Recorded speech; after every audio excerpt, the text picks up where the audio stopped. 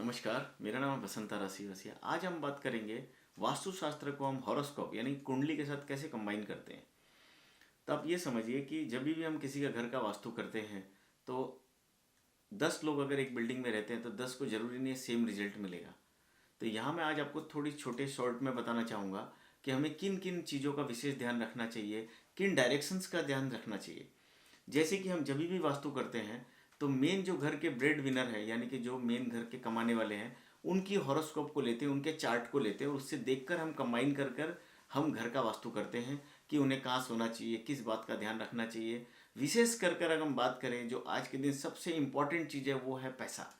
धन स्थान। यानी कि जो धन स्थान है वो पहला घर, यानी कि अगर हम कुंडली का दूसरा घर देखते हैं, पहला घर हम खुद हैं और जो दूसरा घर है यानी कि वो अगर हम डायरेक्शन के हिसाब से देखें तो वो नॉर्थ ईस्ट डायरेक्शन जो है वो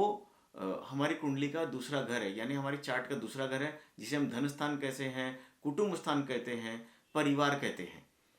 और जहाँ से हमारी वाणी भी है। अगर वो स्थान आपका बिगड़ा है यानी कि अगर नॉर्थ ईस्ट आपके घर का बिगड़ा है या वहाँ के दोष है या टॉयलेट है या आपने कोई बहुत भारी सामान रखा है या क्लीन नहीं रखते, क्लटर्ड रखते हैं, मंदिर भी है लेकिन फिर भी आप क्लटर्ड रखते हैं, चलो मंदिर है चलो वहाँ सामान रख दो, तो इन चीज़ों से अगर आप बचेंगे, जरूरी नहीं है कि आपकी कुंडली नहीं है फिर भी अगर आप इस नॉर्थ ईस्ट को आप क्लीन रखते हैं तो यकीन मानिए आपके घर में सुख शांति भी बनी रहेगी, कुटुंब में भी शांति होगी और धन की भी प्राप्ति आपको होगी। तो मुझे पूरा विश्वास है आज की इस वीडियो से आप समझ पाएंगे कि हमको हमारे घर में किस डायरेक्शन का ज़्यादा ध्यान रखना चाहिए। धन्यवाद।